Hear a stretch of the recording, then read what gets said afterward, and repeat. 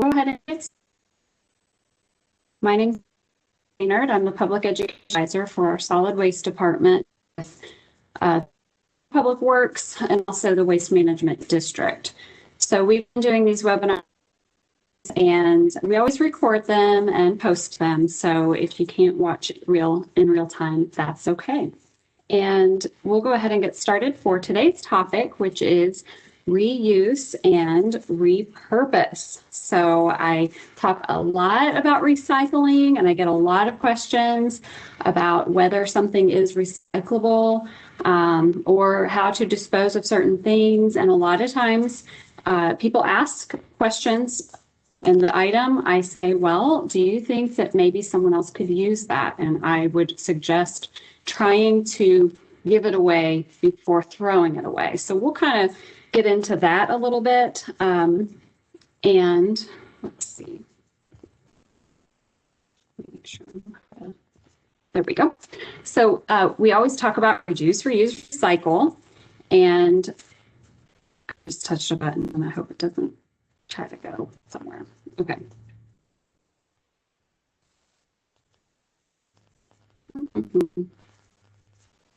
I think you all can still see that screen.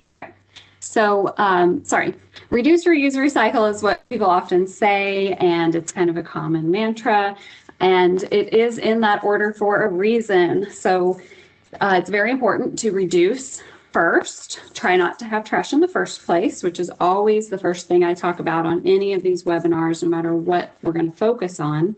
And then reuse if you can. And recycling is actually the last resort.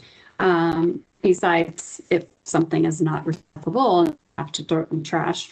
And this topic, of course, for reuse and repurposing things is very important. It can actually save you money, and you can, it conserves resources in all kinds of ways, whether it's avoiding the packaging something would come in or the transportation it takes to ship it wherever it needs to go. And also, in the end, saving landfill space, which is a limit to how much can go in a landfill. So we're always that space. Now, there's more than just reduce, reuse, recycle. And there's all kinds. This is just one of the images I found that I liked because it had a lot of different things on there.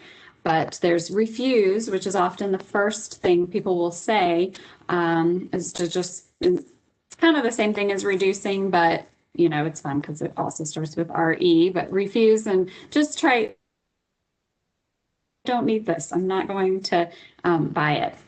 And reusing, of course, and then also repairing things. So something may not work anymore, but or it's torn up somehow, and there's often ways that you can repair things.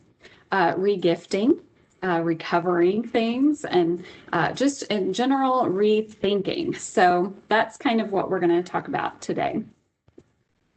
So reduce is the number one thing, and there's some images on the screen of ways that you can reuse items. Sometimes reduce goes along with reuse because there are things that we can reuse over and over again that keeps us from having to buy things that we just throw away. So, and of course, when you reuse these items, you're conserving all of those resources for shipping and packaging and, you know, moving it around the world. So, so the one main thing is to avoid single-use products, and a lot of times it's replacing them with something reusable. So like the cupcake liners there, those are silicone liners. So you don't have to buy those paper ones that end up getting thrown in the trash. So that's just one example there. Now, more reduce tips is to kind of shop consciously and conscientiously, to kind of, you know, think as you want to add things to your house and your life. So we end up with so much stuff, whether it's the actual items or even just the packaging it came in. A lot of disposable items can you can slowly replace those disposable items with reusable items. So a few things there though. Shop for things you need in your house first. So you might actually have something that you forgot about. Or you can kind of have that mindset of, I need a container to hold this. And so you can kind of look around your house and see if there's something that would work for what you need. When possible, purchase items with less packaging or reusable or recyclable packaging. Often shopping local, and especially in the warmer months when we have our farmers markets, it's nice to shop and not get a lot of that packaging that you would get at a grocery store. Try to find reusable products when possible. And then perhaps most importantly, don't buy stuff you don't need. So that can be, but again, we're going to get into this idea of a mindset, and it can be difficult sometimes. So we're going to be focusing on reuse and repurpose for this webinar, but here's just another collage of reuse things. So in this sense, a lot of the pictures here are things that you buy or make purposely to just be reused over and over again and kind of replace those single-use products. So whether it's having a water bottle or a travel mug that you can put your coffee and things in, and stainless steel straws. Sometimes people have the kind that fold up and it's in a little pouch that you can carry with you. So when you happen to be out, you don't have to request a straw or use a plastic straw that's just disposable. Snack pouches and lunch boxes and containers that you can use are very useful. There's reusable diapers. If you have babies this day and age, the reusable diapers are actually pretty nice. The bottom left corner of the picture are dryer balls. There's all kinds of fun things that you can get to instead of dryer sheets that kind of help and with your laundry as you use your dryer. And so transitioning to some of these items, it might cost some money if you want to get a nice water bottle or something like that. It might cost a little money up front, but you'd be definitely saving money in the long run if you were in the habit of buying bottled water, or that's just an example. Same with grocery bags, just kind of collecting some reusable totes that you can use, and same for having the small ones with you for produce. There's all kinds of ways, things that you can have on hand to reuse so that you avoid single-use products. Now, the other way to look at this is repurposing. So rather than the idea of reusing something for the purpose it already had, like a water bottle, even if you bought bottled water, you could reuse that bottle and refill it. It's still a water bottle. But repurposing is kind of a term, and we sometimes say upcycle as a way to use something in a totally different way. So, which can be kind of fun. There's some pictures on here that are just examples. Not that I've done any of these. These are just some good internet searches here for like the rake, using it to hold kitchen utensils, and the TV with a fish tank in it. That's pretty creative. The coat hangers there. So there's all kinds of fun ways to repurpose. And if you end up, we'll again kind of talk about this as we go along, but if you end up with something, kind of an oddball item, it might be hard to throw away. Try a Google search of that item and repurpose or upcycle, and you might get some creative ways to let that item have a longer life. So I kind of, as I thought about this topic, started thinking about having a mindset of reuse. So sometimes it's a generational thing, or maybe just a background where people already have that mindset of not wanting to throw everything away or just not care at all. It's, I think, often said that older folks that maybe that was alive during the Great Depression, when things weren't so readily available, it kind of gives you that mindset that you throw everything away, and you kind of look at things as that it can have a different life or can be reused in some way. And so this day and age, though, times have changed. It might not be so natural to have that thought of conservation of items, and you know, we can get anything we want anytime we want, and that can kind of hinder that reuse mindset that that some people just automatically have, or feel like it must be so I was raised. I don't know, but I've often had this mindset already. I don't like to waste things. And I try to teach that to my children for sure. And so I'm sure I've learned some things from my grandmother or my parents who learned, from the older generation. Even in our pandemic times and having a shutdown, we still had Amazon. We could still order things. It might have taken a little longer for a little while, but we can kind of, we haven't had to really think that way as far as not having things we need readily available.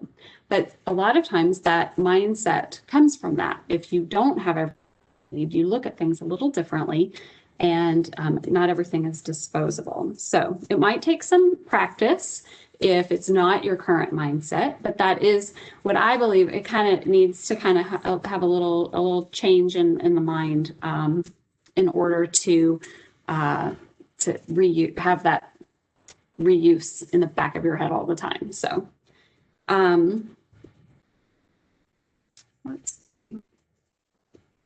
so free stuff, and I try to remind people of that. Again, I mentioned when people ask me how do you do this, well, sometimes it's better just to put it out there as free, and someone will take it, and then you don't even have to transport it. So that's something just to keep in mind. People love free stuff. Now I started to put this toward the end of the presentation, but I moved it toward the front because a lot of what I say kind of mentions this thing. So social media can be kind of horrible sometimes, but one good thing about social media is that you can use it for this whole reuse and repurpose idea. If you are on Nextdoor, it is a social media platform, but you're kind of honed in on your own neighborhood, which is kind of nice, or at least or surrounding neighborhoods. But you can post things for free. So if you act like you're going to sell something, that's the for sale and free screenshot that I have there. You can just click the free button if you're looking for free stuff, if you're browsing. But on the one on the right, if you decide you want to get rid of something, you can put it as a listing, and there's that option there circled that you click the button that says free, and then people know and often, especially when it's in your own neighborhood, you can just kind of set it out and people will come get it. Same idea for Facebook. The page that I prefer to follow is Louisville Freegans, and that one people often post things that they're giving away for free, and sometimes people post on there that they're searching for something for free, and you just never know what's going to show up on there. And I recently got a board game and a lock that you can punch in a code to get in. Anyway, those things are over $100 usually, and somebody didn't need it. So you never know what you're going to find, or you can be looking for something in particular and ask. If your neighborhood has a Facebook page, you can sometimes use it for that too, and post a picture and say, hey, this is sitting outside on your street, whatever, and people will come get it. Another couple of social media platforms, Pinterest for one, is great for ideas if you want to figure out how to repurpose certain things. And then YouTube, because another, like I mentioned, repair is a great way to extend the life of some items. So YouTube is considered social media, but it can also be a great resource on how to do anything. So hopefully you've used that at some point to learn something new. The screenshot below there that says, it's a partial picture that says landfill, that's what the Louisville Freedom's Facebook page is called. So if you have a Facebook account, you can follow that. Okay, so those are just some options and some great ways to use social media to get rid of stuff or to find stuff. Now, there's also the option of donating items, and I just put up some things here. Goodwill is obviously a resource to just donate, drop off. They usually give you a little tag if you want to put it, write it off on your taxes. And I believe on their website, they will list some things maybe they do or don't want, or you can always call if you have something kind of odd or big. Habitat Restore is another option, especially for things like doors and windows and items that maybe you're not so sure if you could throw it away very easily or give it away very easily. They might take that. So the website has a great way to search items to see if they accept them. And then, of course, other thrift stores and organizations. I've had well, of course, there's other thrift stores like St. Vincent de Paul.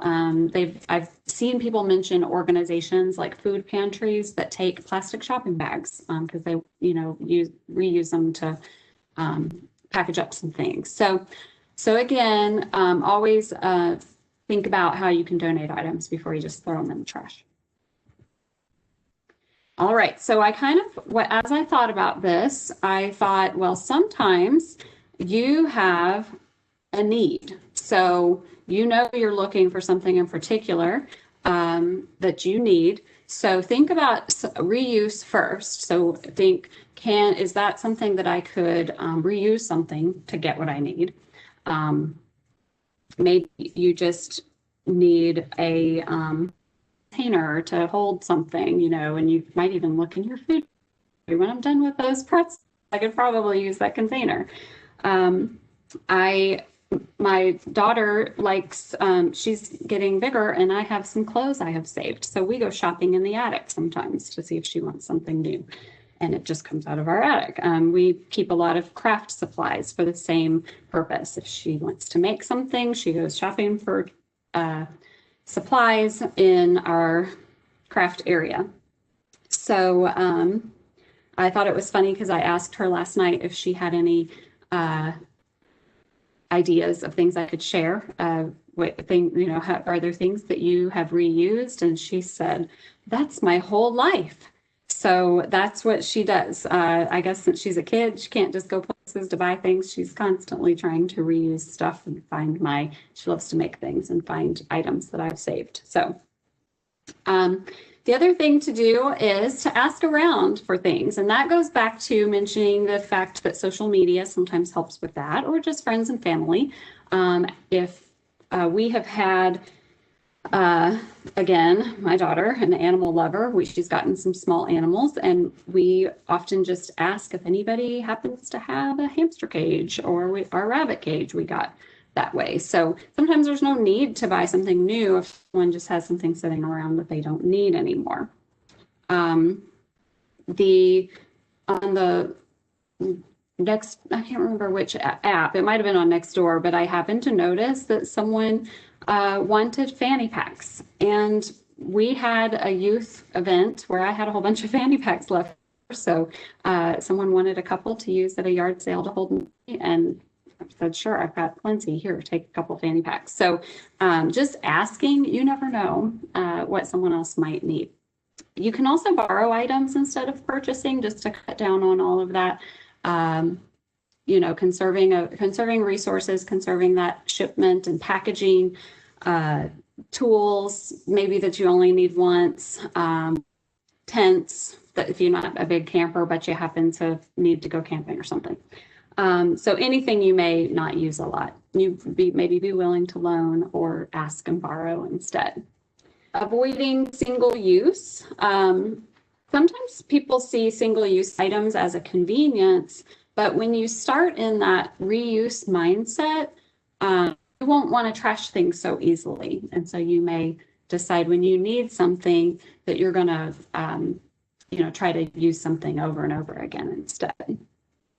And then purchasing will last. So if you do get to that point where you do need to buy something, or of course, sometimes we just have to buy new clothes or coats or things like that, but try to purchase things that will last. And because oftentimes right now it seems that a lot of things that are sold are not the greatest quality. I do love to get a good deal on things and not spend a whole lot of money, but some things are worth paying for if you know you can keep it for a very long time. So then sometimes you have something that you don't need anymore, or that you might be cleaning out. Maybe you don't have room to store something, or it is just to you trash, but it seems bad to throw it in the trash because it might take up a lot of landfill space. So you can ask yourself some questions like, does it still have life in it? So if it was an item like a dresser or something, does it still have life in it? If you don't necessarily want to reuse it yourself, do you think it can be reused by someone else? Ask yourself if it can be repurposed instead. And that kind of goes back to, it's not necessarily you. If you're not crafty, if you're not the kind of person that likes to repurpose things a lot, that's okay, but someone else might be. So think about ways that think about the idea of giving something away. Remember, people love free stuff. So I felt like I could take this in a lot of different directions, but I do have some examples coming up in the next few slides. So if you have any examples, if you're live on the webinar, feel free to use the chat or the question and answer boxes to maybe share some ideas as well, and we'll say them. But one big example that has come up kind of recently in my life is that we have a trampoline, and the net, if anyone on here has had a trampoline, the net does not last forever, and it had huge holes in it, was not useful. So we had to replace the trampoline net, but I felt like I didn't want to just throw that in the garbage because I'm looking at this mesh and thinking, I feel like I have bought stuff like this before. Like, I don't want to throw it in the garbage. So I kept it for a little while, not knowing what I was going to do with it. And then my parents have kind of recently moved, and they had these two posts in their backyard where I guess the previous owners had a volleyball net. And so it may not look the prettiest, but we stretched that net across, and they have a set of badminton rackets and different things. So we can easily just put that net up, and there you have it. It was a free and reused, repurposed net. And then later, I guess they had some pieces. My dad actually created a little way to carry firewood. So they had sent me that picture, and I thought, great, I'm going to use that in my webinar. So, so you never know how you can reuse things, even a torn up trampoline net. And then, of course, as we mentioned, borrowing. These are just a couple of photos of items like pressure washers, which we have loaned before, a tiller, which we have borrowed before, and as I mentioned before, cages. Sometimes you might borrow or just pass around things like that you don't always need forever.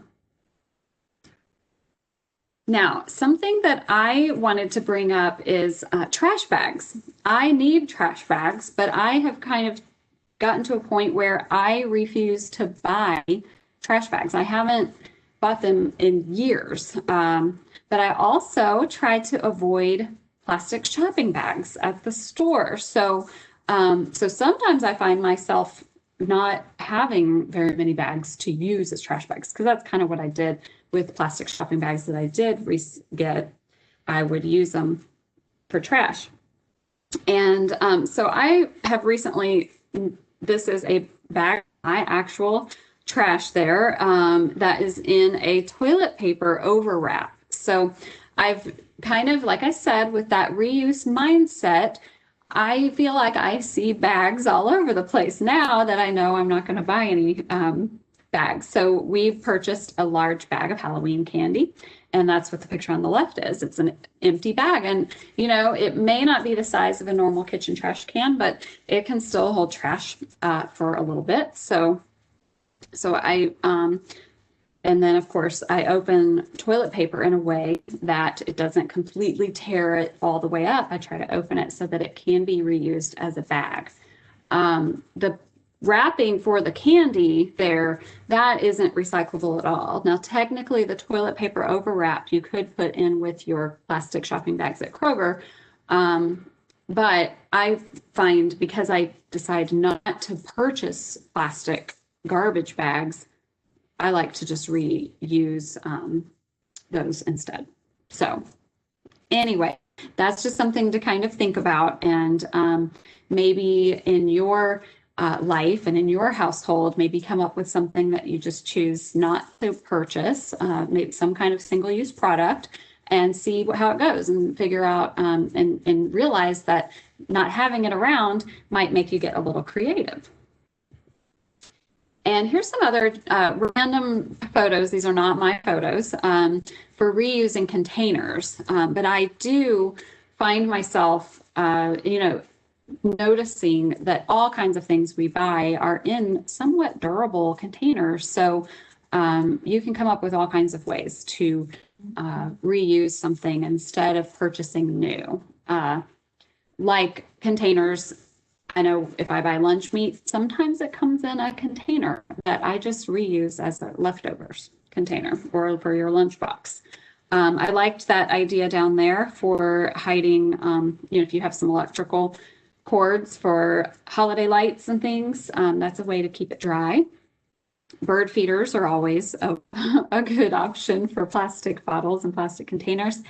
And planters. Even today on my neighborhood Facebook page, someone posted that they were going to be using a certain type of carton to plant seeds in. And so that he was asking if anybody had any to save them for him. So again, use social media. Sometimes you can reuse items from other people as well. Now, back again, I've mentioned it, but avoiding disposable items. You might find that there's something that you end up buying a lot and you think, we're just buying this and throwing it away. Some families end up using a lot of disposable food, like plates and things, even in everyday life. I know some big families might do that. So try having enough around that can be reused. My family, not so much right now, but we have a pretty large family that likes to get together and have food, of course, for different events, holidays. And my parents host most of the time. So we have invested in some reusable plates so that we don't have to constantly use paper plates and throw it away every time we get together. So same with silverware, just having enough on hand. If you find yourself hosting a lot or needing a lot more, just go ahead. You can even find things like that at thrift stores, but go ahead and stock up and be ready so that you don't have to buy all the plastic cutlery that's just ends up being thrown in the trash. Now, these are personal photos here. We had a child playground playset there on the left. That is the top part of a clubhouse. And it got to a point where it was dangerous and very rickety. So it wasn't something I necessarily wanted to give to any other families.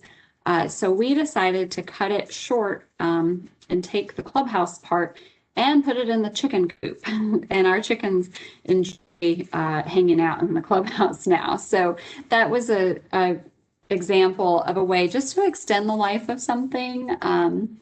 You know, it's not going to last forever, but just to not have to trash it right away, or you know, I don't know, some of the wood might be able to be salvaged, but it's just an example of getting creative with some things that you have that you're trying to get rid of. This dresser I actually had gotten for free from a neighbor years ago, and we're cleaning out, and I don't need it anymore. So I put it up on our neighborhood Facebook page and said it was in our alley. Feel free to come get it. And of course, it was gone very shortly. So always remember that if it has life in it, you can definitely find someone who will take it, even if it's not you that wants to find a new purpose for it, or refinish it or something like that. So construction materials are one of those things that people often ask me the best way to dispose of it. And I know people ask me because they really don't want to face the fact that it's going to cost you money to dispose of things. So I know not all wood is salvageable. There's a picture of lumber there. It's just a big random pile of lumber.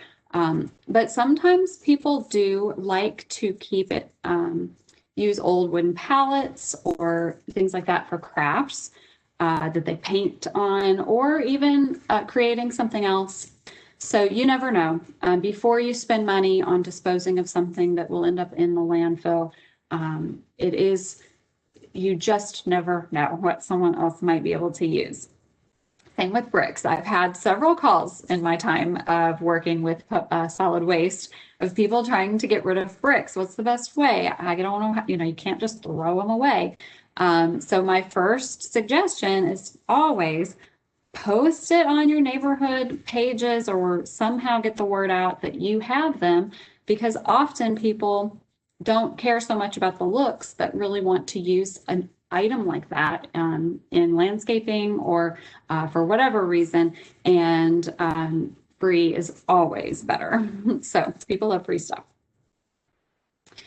And here's some other thoughts on clothes. A lot of times, I mean, you can definitely donate clothing to Goodwill or other thrift stores, and even if it's not the greatest condition, what they don't sell eventually gets sent for recycling, textile recycling. So that's okay. But oftentimes you can, again, get kind of creative depending how crafty you are. But I thought that little dress made from a men's shirt was kind of cute. And then there's all kinds of ways to turn t-shirts into reusable tote bags. And then the bottom two pictures, now I've had some backpacks that just totally fall apart and they're no good, but I've also found myself buying straps or a length of strap at a craft store. So I've realized, well, before I just throw away a backpack that has big holes in it, I might as well salvage the straps, or maybe even the part that it loops through. Same with shoes. Sometimes shoes wear out before the shoestrings. That's not always the case. I have definitely salvaged shoestrings before and then gotten rid of the shoes, which of course there's organizations that recycle shoes like Water Step. But again, just kind of changing your mindset and thinking, can this be reused by someone else? Can some part of it be salvaged? Could it be made into something else? I've been known to save clothing just because I like the pattern and I think I might need a scrap of fabric. So you just never know. Now we're coming into the holidays, and I posted these last year, and I'm probably going to reuse even digital stuff. I reuse There are a lot of little rethink the holidays tips that I've posted, and these went along with our topic, and we're already getting close to the holidays, so I wanted to share the idea of using old holiday cards to make tags, or you can even make little boxes out of them. And of course, they are recyclable if you don't keep them. And when you're wrapping gifts, getting creative with reusing some items. I've saved old maps. I've saved paper bags and things that can work as wrapping paper and just be a little bit more fun and creative. And then you don't always have to go buy a whole bunch of rolls of wrapping paper that are first wrapped in plastic. So if you're really trying to, reduce the amount of packaging, there's all kinds of ways to reuse for that. So at this point, like I said, I feel like I could go on and on with ways to reuse and repurpose things, but hopefully you got a little bit of inspiration from this. And I haven't seen any questions come up or any chats, but if you have anything that you want to share, feel free and to type it in there and we'll share it. Or if you have any questions. And you can always get a hold of me through the No Waste Lou Facebook page or on our louisvilleky.gov solid waste pages. I think my info is out there all over the place. Let's see. I have someone posted, since plastic knives aren't used as much as forks and spoons, that's true, we usually have a lot of them left over. I use them as plant labels by writing plant names on them with a Sharpie and pushing them into the dirt in the garden. That is a great tip on ways to use those plastic knives, because that is true. You always tend to have those left over after the forks and spoons are gone. Thank you. Anybody else have a tip or something that they would like to share? I am going to go ahead and switch over to the final slide. I wanted to share that we do have one more webinar coming up next week in this series, and it's about food waste reduction, just in time for Thanksgiving. So make sure you tune into that or watch for the recording if you can't make it in real time.